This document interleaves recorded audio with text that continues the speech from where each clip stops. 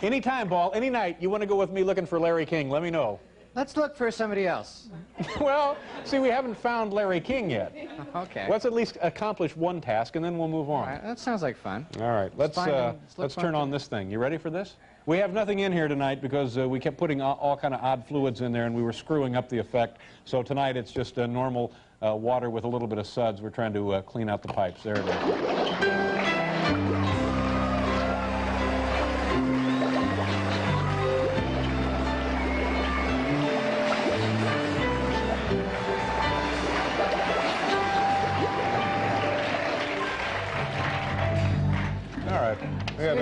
Excuse me a second. A very nice show. Susan Rattan is here. George Miller. Yeah. Excuse me. Yes, Paul. 1 second. Yeah. Is it me or did I see something crazy in the prancing fluids? In the prancing fluids? Right in the middle of the actual fluids themselves. You thought you saw something? Something nutty. Do you think you could turn them on again? I'll turn them on again. I don't know. I was busy with my paperwork here. All right, I'll switch it on. Let's see. Where exactly did you see it, Paul? Well, it was just kind of right in the middle of the thing. Oh my God, he's right. I can't be sure of this, but I thought I saw the ghostly image of Tom Snyder. Yeah, I think.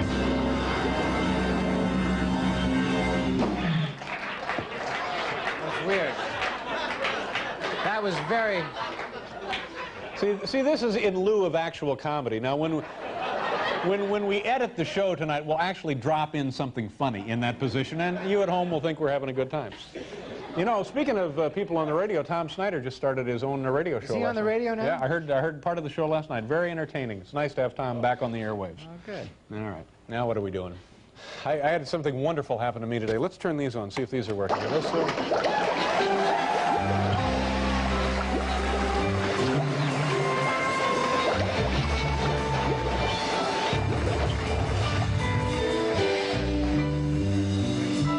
Always want to make sure we check the equipment, make sure everything is functioning properly. David, I'm sorry, I thought I saw something funny in the fountain. In the fountains?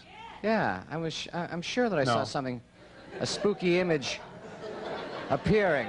I think you just need some time off, Paul. What? Don't worry about it. No, everything's... Guess you're right. Everything's fine. You're right, Dave, yeah. Everything's going to be just fine. Yeah. All right. Paul is doing this because he and I had this is actually the only fight Paul and I have ever had since we've been doing the show, and it turned out to be pretty ugly. I don't even And want he's just trying to make up to me tonight for it. But I think you're wrong, and I still stand by what I said earlier. Cosby is the funniest damn show on TV. So just... I don't even want to get into what started the feud at all, you know, whatever you say. Let's see if this is that working at all?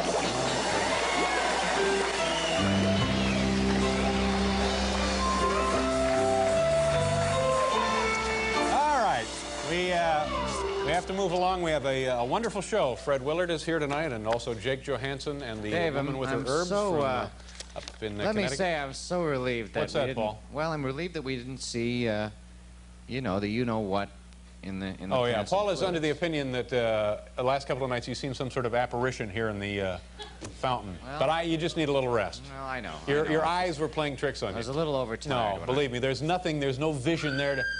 Oh, my God, what was that? Dave. What is it, Biff? The coffee machine. What are you trying to tell us, Biff? Coffee machine. Some kind of problem. Hal, could we get a shot of the coffee machine backstage? Biff is beside himself. What is going on back there? Take a look. Okay, here it is, the coffee machine.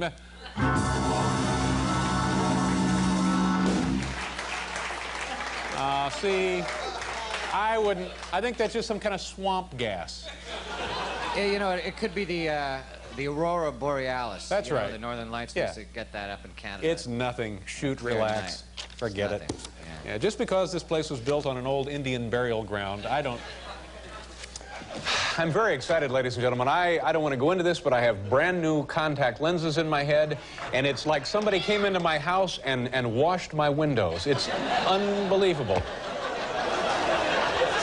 And a guy did this. He came right up to my office and did it, and it took like 8 minutes. He comes up, he shines a little thing in each eye, picks out a set, pops them right in, and they're great.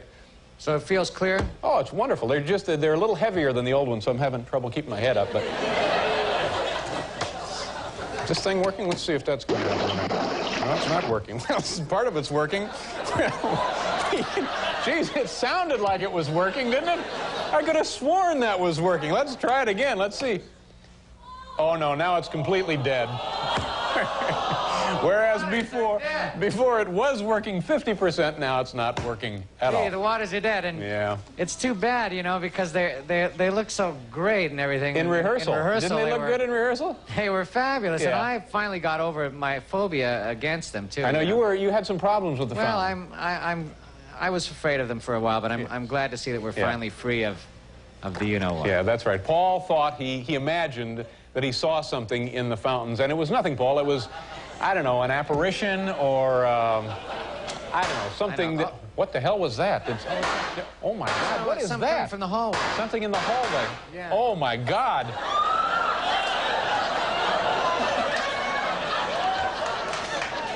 What the hell was that? Jeez. Well, I think it was lights from an airplane reflecting off a cloud formation. Yeah, well, you know, we're near several major metropolitan airports. Yeah, could be anything. No, they're not working. That's all right. We'll get a guy in here with a hose later to just turn it on you. Am I the only one who smells toast?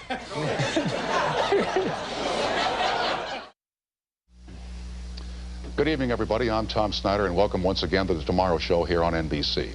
Tonight, we're going to take a look at the future of late-night television. I mean, is it going straight to hell, or is it going right down the tubes? And here with me is a fellow you all know, Mr. David Letterman. Dave, it's good. By the way, is it David or is it Dave? What do you like? Dave is fine. Right, yeah. Sir. Dave it is. Now, tell me, Dave, what the heck is going on TV after midnight? I mean, is there any hope at all here? Well, gee, I'm really not sure. In other words, Dave, it's pretty grim, a pretty sad story. There's not much going on here, right? Well, I don't know. Of course, you have Johnny, and then there's Ted Koppel. Okay, all right, okay. There's Johnny, there's Ted Koppel. Okay, fair enough, Dave. I'll give you Mr. Koppel, but that's about it. The folks at home, they might as well go to bed now. Well, again, Tom, I'm not sure. No, they might as well turn off the set, Dave. They might as well hit the hay, skip the whole thing, get some sleep. Forget it. Well, you know, Tom, interestingly enough, I have a little show that I do every night at about 12:30 here on NBC.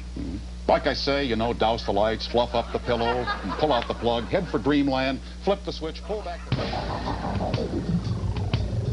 That's right, Paul. He was impolite. And by the way, that's as impolite as you can get, I think. I guess so, yeah. I enjoyed it. No, it's just part of that chatty beginning of the show that you do so well, that loose repartee that you have. I don't care. We got a great show tonight. We've been trying to get Tom Snyder on this program for the last 5.5 years, and he's here tonight. And one of the broadcasting giants, and he's with us.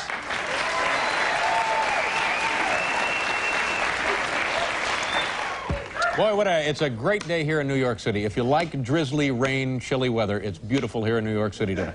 Do you like it when it's like this, Paul? It's rough. I can't say I do. Boy, I do. I think one of these a month would be just fine. It's very exciting. It makes the city seem doubly romantic, don't you think? Our first guest tonight entertained the late-night television viewing audience as host of NBC's Tomorrow program. This show, terribly successful, was on the air for, I think, 8 years, from 1973 until 1981. And last month, he began a brand new project. It's a nightly ABC radio network talk show. Folks, please welcome the one, the only, Tom Snyder.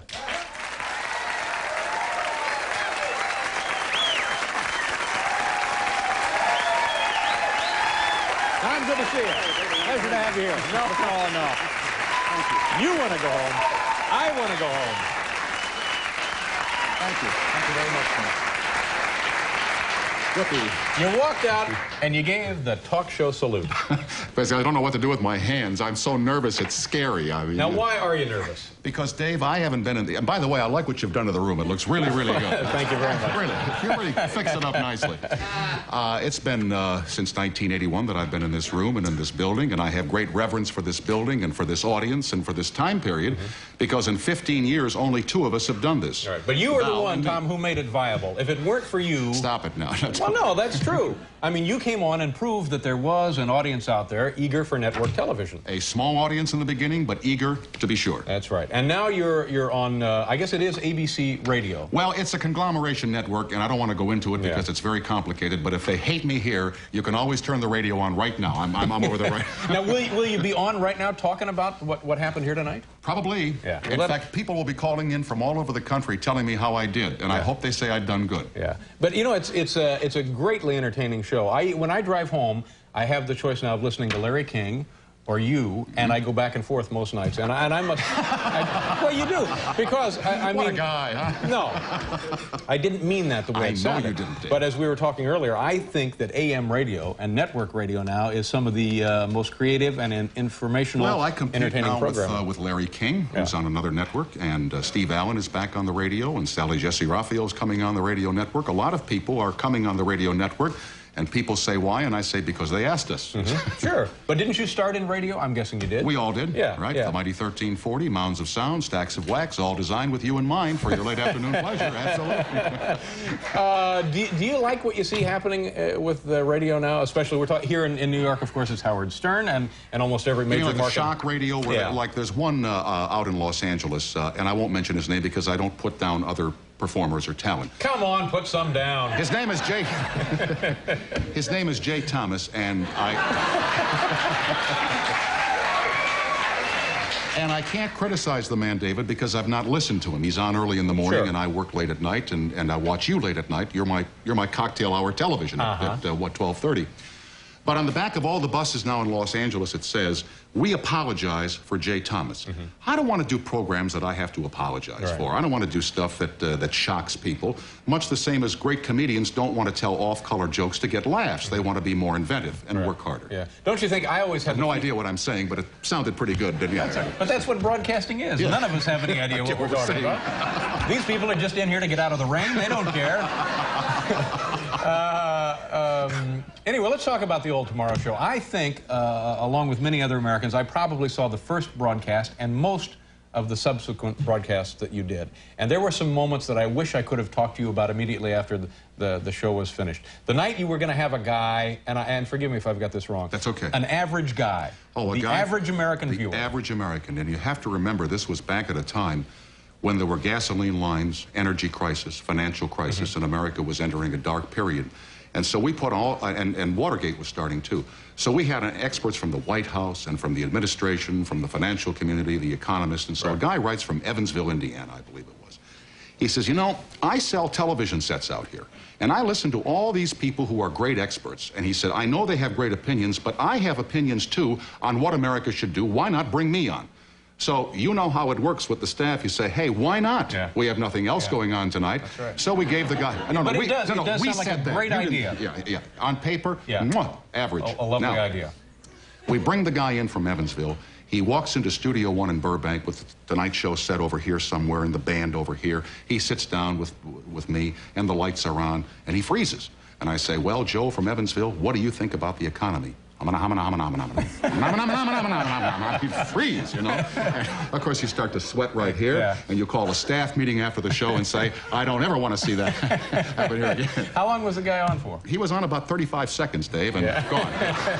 Have you, did that happen much? Did you find, even with guys who should... Even with pros. I mean, one night we had a booking with Joseph E. Levine, the motion picture producer since departed, who worked with Sophia Loren and all the great stars of the 1960s. So he came on, and I said, Mr. Levine, how did you get into the motion picture business from your fish restaurant in Boston? And he said, and you have to remember, and I say this with respect, there was no Paul, there was no studio audience, there was no Bill Wendell. It's just an empty studio with Tom and Joe Levine with an hour to fill. Right. How did you get into the motion picture business? He said, well, he said, a guy showed me a script one day at a studio in Queens, and the rest is history. And he stopped. And I mean, there's dead silence in the studio, okay? I said, well, I got about 44 more minutes to do here, and if you could kind of give me some of that history, it would be very, very helpful to me. Yeah, sometimes it just doesn't work, and they don't know, and what can you do?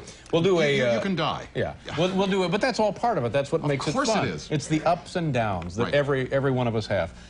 We'll do a commercial. We'll be right back here. More with Tom Snyder.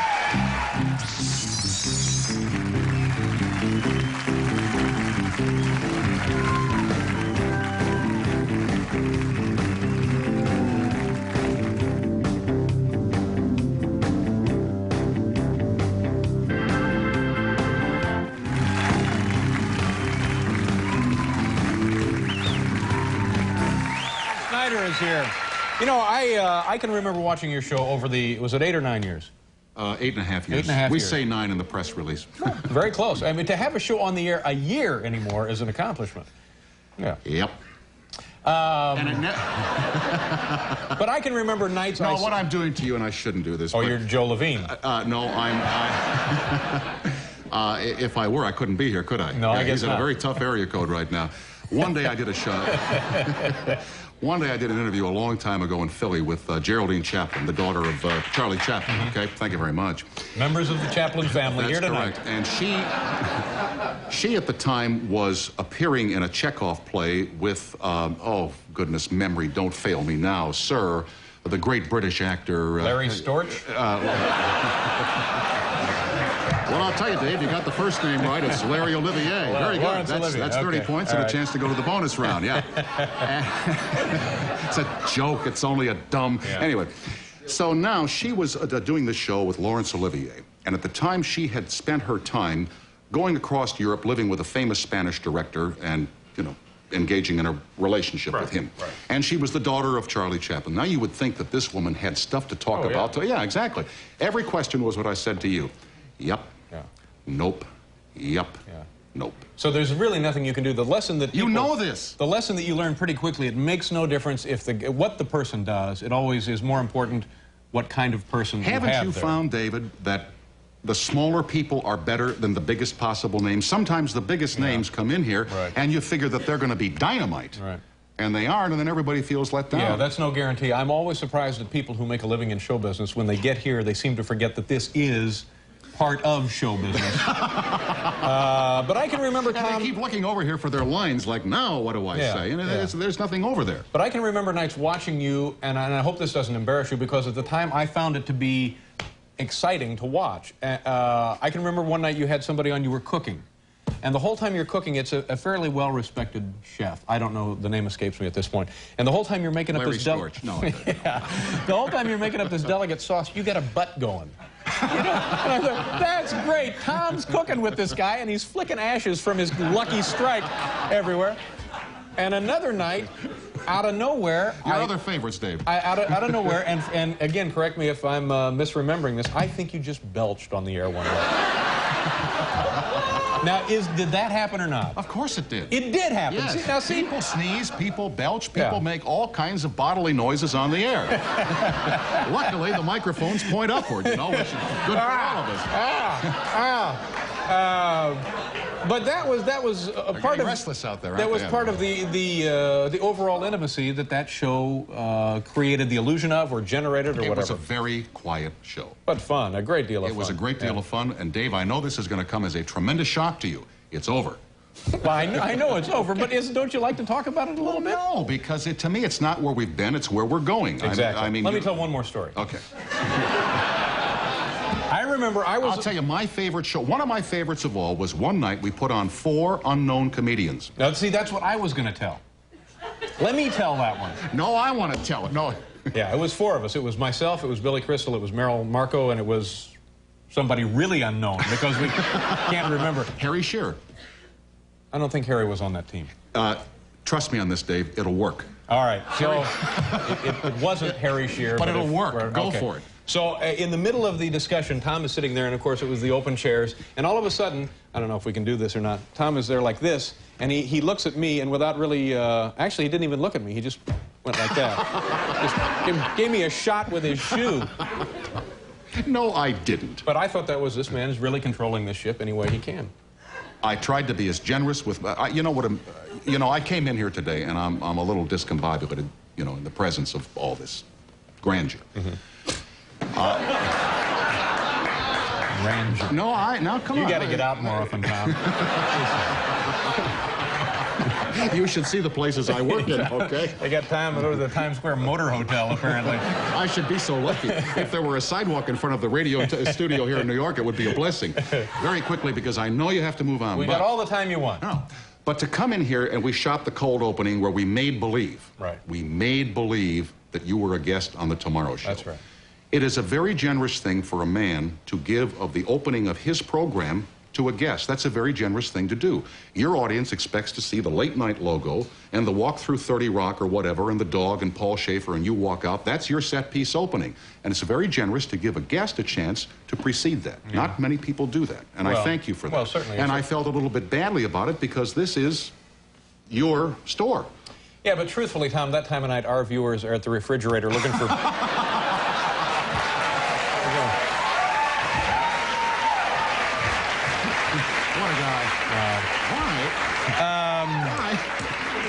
Well, let's talk about why is it so difficult for you to accept a compliment? And I've seen this happen time and again. People come out here and they pay you a sincere compliment, which I intended that to be, and you make fun of it. I'm sorry. No, I should try to be more gracious. No, but I watch you all the time, and people will compliment you, and you will, make a joke about it, as if you're embarrassed by the compliment. Right. Well, I am. I'm ill at ease under those circumstances. Well, you shouldn't be. All right. Well, it's not like you've been here for 2 days, pal. You've been here, what, going on 6 years? Let's talk a little bit more about the radio show. How do you enjoy doing it? Do you like doing it? You're talking now to people all across the country every night. The great thing about radio, David, and you know this, is that the makeup is always perfect. Yeah. The lighting is always perfect. You're always 22, Dave. They don't know, you see. Now, I heard something great happen like early on your radio show, like 2 or 3 weeks ago. A woman called up who had written you a letter saying, "Tom, call me. I'd like to get together." And she then hunted you down on the radio and called you up and said, "What's the deal, Tom? You never called." That's correct. That's the great thing about radio. You do research, don't you? Well, I heard. I spent a lot of time in the car. There was a lady who watched a show I did in television in Los Angeles about a year ago, and she called me on the air. It was a TV call, and asked me for a date. And I mean, what would you do if somebody called in here and asked you for a date? Now, if that isn't an opening, David, you're never going to get one. Well, first of all, you notify security. So anyway, I fumfed around and got out of it, and now she, as you say, she tracked me down on the radio. Right. This woman wants a date. And I've been waiting a year for you, pal, and where the hell have you been? And I said, well, I'm busy, you know. Well, give it a shot. What do you mean give it a shot? I don't do blind dates. What's the matter with you? But it might be fun. I'm not Tony Grant looking for love. Bring her in. Bring her in and have her on the show. She's busy. She's busy. No, the woman who wants your date. No, we tried that once before from Indiana. Remember? Yeah. Hamana? Yeah. How are we doing on time here? We're probably running late. We got a what? Do we have to go? No. Wow. He said no. I mean, he said no pretty quickly, didn't he? I'll tell you, this is fun for me. Let me ask you a couple more questions. Being bartered over. On this show right now, you can't say screw it. We've had huge arguments with the people. I don't even know where their offices are. I don't even think they're in the city. But you mean you can't say what you just said? Say it. Go ahead. No, I won't do that. You can't say screw it. Like, oh, screw it. I broke a fingernail. You can't say that. Is this microphone screwed in here? Yeah, it is screwed in. Yeah, that you can say. Yeah, it's screwed right down into there. That's right, it is. It's screwed onto this table, isn't it? But what kind of difficulties did you have along those lines? The very same things, and I'll tell you what the problem is in a nutshell.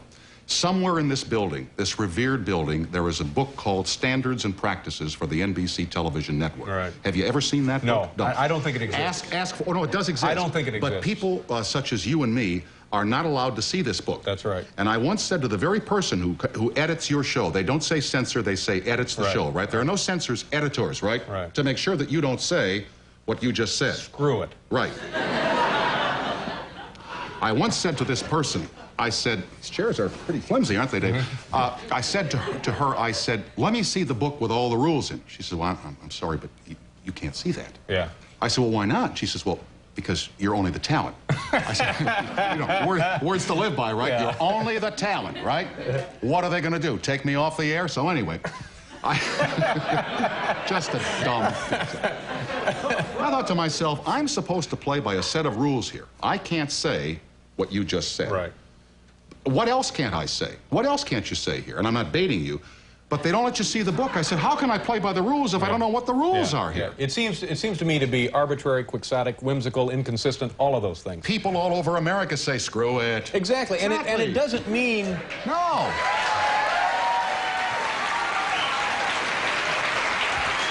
How are we doing on time? However, I would caution you... We gotta go, don't we? But I would caution you, don't... Please believe me, Dave, don't push it. You know what I mean? Don't push it. I respect that, and from where it's coming. Thanks for having me here tonight. Listen, I hope that we don't have to wait so long to have you on again in the future. Anytime you're in New York, feel free to come in and visit with us. And good luck with the radio show. I think it's terribly entertaining. Thank you. Tom Snyder, folks. We'll be right back here.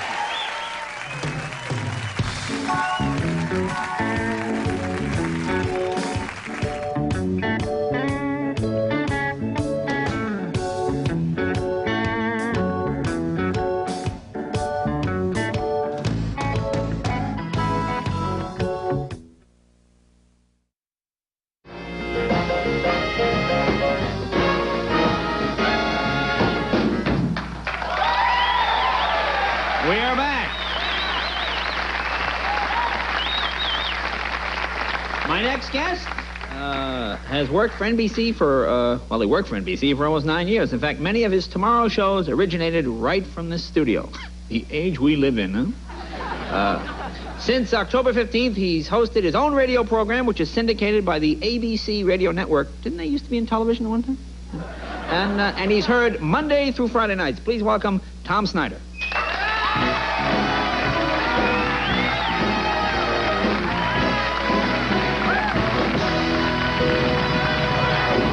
Thank you. Sit down. Thank you. Actually, I should thank you. I should thank you. I want to go home so bad, I can't tell you. No, I'm why? terrified of this. Why are you terrified? Well, because this is too big for me. I'm used to little, small shows. This is too big for me, you know? It's big. But let me tell you something that's interesting. When I came in here, I thought about my old office, which is right down the hall here. I took the old Red Fox office. And at the time, there was a big battle between Red Fox and other stars about the window. Who would have the biggest window to view the people on the street? So they put a window in Fox's office, and I'm in there one day. It was now my office, and it supposedly was a one-way window where we could see out, but people couldn't see in, okay? Right. Now the tour is going by, all the people on the NBC tour. And I'm with my producer, and he says, you know, they can't see us. I says, I know. He says, why don't we give them the finger? I said, no. Can't do that. So he did, and they gave it back to him. So much for one way. Yeah. You know. Don't trust anything here, Jay. Yeah. And with good. Now, why did he give them the finger? No, I have no idea. He was just that kind of a guy. He just wanted to test the window.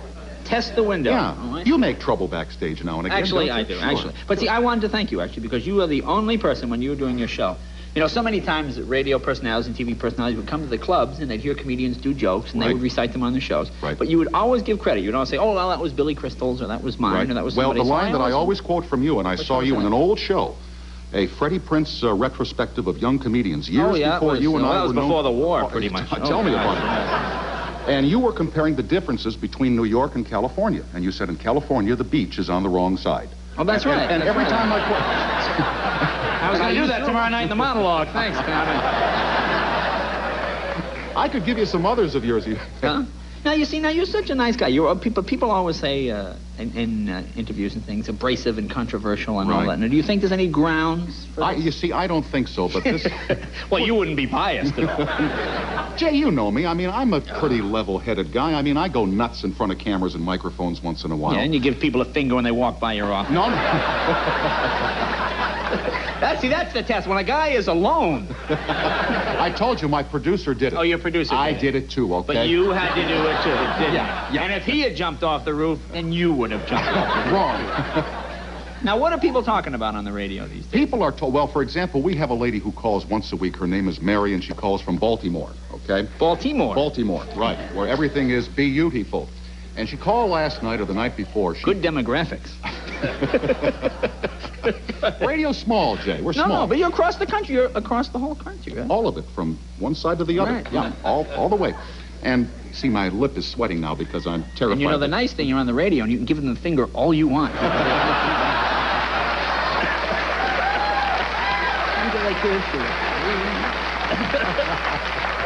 No, but then, you have the lady from Baltimore. No, don't look down right now, Jay. Anyway, a joke, a dumb, stupid joke. No, it's... So she called Monday night. She had watched the interview between David Frost and Ronald Reagan. And Ronald Reagan had said he was asked about George Bush as being a presidential candidate. And Reagan said, you know, in my memory, George Bush is the best vice president that we've ever had. See, now you're onto it already, aren't you? Right. Mary from Baltimore says, considering the state of Reagan's memory, is that a compliment or is that a slap in the mouth? To which I have no answer. But we get, you know, cute people like that called in and they say interesting things like that when you hear them the first time. Yeah. No, what? But so you find it's regulars pretty much? Oh, no. We have a couple of regulars. Like Mary is a regular. And there are Richie in New York is a regular who calls to talk about the length of weather forecasts on television. I mean, some nights we really discuss the pressing issues of the day. But we also get other calls from people who thought, for example, that this whole thing with Ginsburg, you know, where he got busted for smoking a joint and he couldn't be on the Supreme Court, that was ridiculous. You'd be surprised how many people thought that was a stupid call to make. Yeah. Well, yeah, don't you think so? I mean, as somebody once said, if we went back to the Congress at the time of Prohibition, how many of our senators were in speakeasies having unlawful booze? And they didn't get busted, right? We should find out right now. Right. Yeah. I just like the fact now, but he was smoking dope, and he was a conservative. That's the thing I thought was interesting. Mm-hmm. What were the liberals doing? They must be bouncing off the wall. Either that or selling it, I don't know. Now, what was the... Now, for example, when they had Gorbachev on network TV, obviously that must have been... Was that your topic that night right after? We didn't mention it, only because it was produced by a competitive network. Oh, yeah. Okay? And secondly, nobody... Oh, wait a minute. If world events happen and they're on another network, you don't know anything about it. No. You see, that wasn't a world event, Jay. That was an interview between NBC News and Mikhail Gorbachev. Well, that's a world event, isn't it? Well, no, it's a network news event produced by a television news department. It's not a summit meeting. But anyway, nobody called about that particular show all night long on the radio. Good demographics again. No, but curiously, what you find out here is that all the things that we see as big headlines in newspapers every day, summit meeting, Haiti, prison riots in Georgia, etc., those are big stories for the national media. But for people like you and me who live in little towns or big towns, what's going on in the neighborhood is the big news. Well, that really is true. Know, if the sewer doesn't work, that's a big story. Or if the school is no good, that's a big story. I always find it interesting. You can't get people to watch the debates, but they'll watch Wapner talk about a barking dog for half an hour because everybody's dealt with a barking dog. Exactly right. Yeah. You know, if the President of the United States has a cold, it's a headline in the paper, right? But if the guy who picks up the trash on your street has a cold and is sick that day, it's a disaster in your neighborhood. You know, it's really a tough thing. You don't want me to have him call the White House tonight, do you? Not call the White House? Well, the management always gets mad at me for things that I do, and one night we were delayed by a presidential address. This is back in the 1970s. The nerve. Well, I mean, Gerald Ford would call for television time every 3 days to explain something, you know, with inflation now or whatever. And people would always call to complain that we came on late. So I went on one night and I said, you know, it's not our fault that we come on late. It's when the president calls and asks for time, we have to give it to him. So it makes no sense for you to call us. You should call the White House. And I said, if you want the number, here it is. And the number is... Now, don't call tonight, okay? No. So after 40,000 people called the White House duty office that night, they called the guy who ran NBC in Washington, and he was mad at me the next day. I don't know why he I can't understand that sort of thing. I mean, you should have done to him what you did to the people in the line. Now, tell me about this simulcast with Ted Koppel. Ted Koppel called us one day to use our telephone system. We have an 800... Oh, they are cheap, aren't they? Gosh. I think they have their own Watts line over there. Who, at Ted Koppel's place? You wanted to use your phone? Absolutely. And we let them because you know how eager I am, Jay, to get on television. That's why I'm sitting here perspiring and my hair is... Here, you want a tissue? Yeah, give me a tissue. I hardly know you. Anyway. We're getting hostile now. They always get hostile. So anyway... We were on with Koppel, and Koppel was talking about the stock market correction, right? Right. The little 508-point correction. Correction. Where everybody went in the dumper, right? Yeah, the little correction. So people were calling up to talk to his panel of experts on what the stock market correction... No, that wasn't Kermit the Frog again, was it? No. Oh, okay. He did so well the first time. Did you see that with Kermit the Frog? Yeah. Here's our expert, Kermit the Frog. Good, Ted. So... we were on the air with him. He was on the television network. We're on the radio, and we are simulcasting with him to use his phone calls. So now he always goes to a produced piece of videotape where he shows the issue at hand with more experts. Right. During which time we're on the radio network kind of filling time, waiting to get back in sync with him. So I got on the phone with the callers who were waiting to go on the air with Ted to see, you know, what they want to talk to Ted Koppel about. And one guy says, he goes through the thing, I want to talk to Ted about his market, boom, boom, boom, boom. He says, is it okay if I ask Ted why he has such funny hair? I said, please, God, you will not mention to Koppel the way his hair looks when you get on the air with him. That's an embarrassment. Now promise me that you won't do it. He says, okay, I won't do it. No.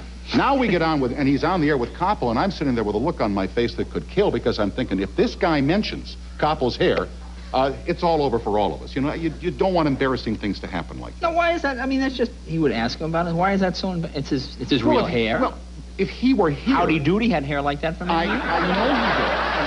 And if he were here, you could ask him about it, but you don't want somebody to do it in the middle of a news show. So I was embarrassed about it.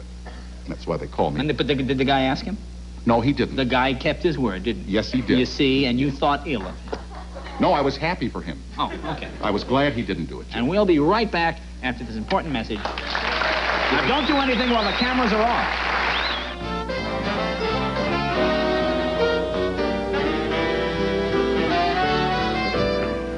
We're back.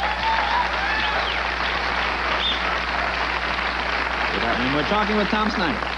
Now, you have these people calling you. Have you ever called the show? What would you call, if you were at home, you're sitting there, what would you call about? I would call about things that absolutely drive me nuts, and one of them is the fact that you can't get anything fixed in this country. Have you noticed that? You cannot get, I mean, they say it's a service business, and you can't get anything fixed. About a month ago, can I say brand name? What are they going to do, take me off? Yeah, come on, sure. My dryer died. Absolutely nothing, okay? Now, I called the service department. They said, we'll see you a week from Thursday. This is on a Friday. Okay. I said, now, on television, the guy who fixes it, is always lonely. He's so lonely, right? Nobody ever calls, right? No one calls. She says, Mister, today, he's not lonely. I said, but I've got the gold guarantee card. She says, good, if you had the silver, it'd be 2 weeks from Thursday. You know, you cannot get anything fixed in this country. Did the guy finally come and fix it? On Thursday, he came and fixed it. And he came when he said he would. That's right. But, I mean, they make it seem, for example, the commercials imply, Jay, that they're going to be there within an hour to fix it, right? Now, let me ask you, do you really think that the lonely guy is sitting there in that boat by the lighthouse? Are you the guy that really believes that?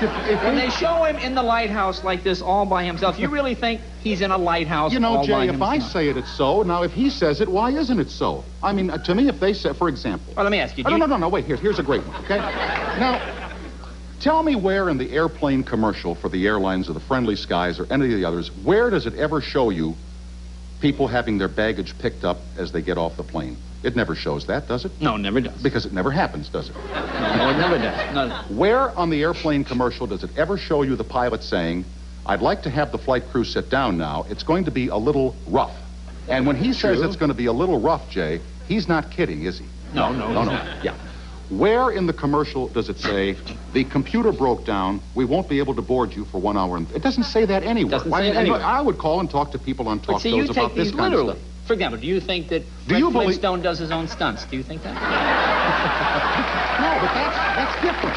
You know it's How is that different than the goofy one is a commercial and one is a show. Oh. And now the new one is, if you go to this certain rent-a-car company, there's automatic checkout, no waiting at the airport.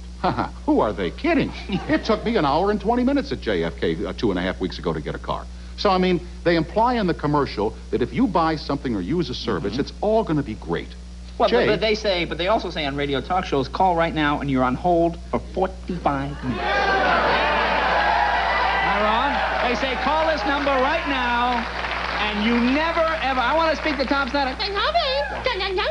Click, and you're on hold for an hour. Jay. For 32 years, I've said, why is it always a challenge with these people? Why is it always a challenge? But it is, you see. It's the same all the way around. Well, we don't say we're going to pick up your call right now. What do you say? You say, if you'd like to talk to Jay Leno, please call right now. That's what they say. That's what we say. That's what they say. Right, but we don't say you're going to get on with Jay. Oh. Well, let me ask you something else. Now, Please do. Actually, you're legendary here. No, I'm not. Yes, you are. You are a legend here in the halls of NBC wasn't. for arguing with executives. Now, do you think, what are some of the things when you argue? Because I always hear about heated battles that you would get into. There were never any heated battles, but things would happen. For example, one night on the late night show, would happen. We were introducing Ted Turner, from CNN. Right. Now, at this time, Ted Turner was long before there was such a thing as CNN. And Ted Turner was on the air talking about his plans for CNN and the fact that he didn't have a lot of money. And he said to me, I read that you make all these millions of dollars, Snyder. Why don't you give me or $5 million to get the CNN thing underway and get it started. I says, well, wait a second, Ted. You have some money. You just bought that dog UHF in Charlotte, North Carolina for $26 million. You must have a little cash laying around. And it ended right there with playful banter, okay? The next morning, I get a call from the president of the NBC television network. He says, you know that dog UHF in Charlotte? I says, yeah. He says, that's our affiliate there. I said, oh. Suddenly, you were the Maytag repairman. Yeah, yeah, but they didn't wait till a week from Thursday for me, pal. Is that like one of the... What's like one of the most embarrassing things you've done on the air, do you think? One time early on, and this was in radio days. In the early days. Yeah, very early days. I was doing a record show at night on Saturday out in Milwaukee, and there was a big car crash in the suburban county, and a guy named Jesse Lee Mayberry was critically injured. So we report that fact that one of the occupants of the car, Jesse, was critically injured. Now I go home and go to sleep, get up at 6 o'clock the next morning and come in and do the Sunday morning record show. And the news director calls, he says, you know that guy Mayberry who was badly injured last night in the car crash? He died about an hour ago at the hospital of his injuries. I said, okay. He said, so be sure on the 9 o'clock news with the piece of paper that you write it in there and update it. I said, Jack, I will do that, to Jack Warren, who was the news director at the time. Now we get to the 9 o'clock news, and I think, you know, I'm pretty hot, 19, 20 years old, right? Got the radio show going. I don't have to cross. I remember that this man passed away. Right. In Waukesha County, Jesse Lee Mayberry is in critical condition following a car crash there last night. As a matter of fact, his condition is so critical, he's dead. But I mean, I learned a lesson from that. Always write it down, you know, because those things, I mean, it's not meant to be a macabre story, but it happened, and I was embarrassed for it. It's one of those things. I've killed thousands of people in forest fires that are alive and well today through a mistaken ad lib. A lot of people have been killed in train crashes that never happened because of mistaken wire copy. I mean, we've all made those kinds of mistakes. We have all made them. I mean, those of us who did the news. Right. Things happen that way. Things happen. Yes. That's why it's called the news. Right. Now you have to do your show now. Right? The radio show. As a matter of fact, if I'm not as we're talking. If I'm not doing well here, you can just go over to the radio, and I'm right there. Yeah. In fact, we're going to call and just see how long we have to be on hold. You know you will always. Thank you, Tom. Thanks for having me. Thanks for coming on. Thank you.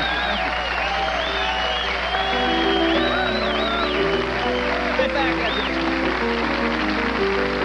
See you in a second. Well, maybe 2 seconds.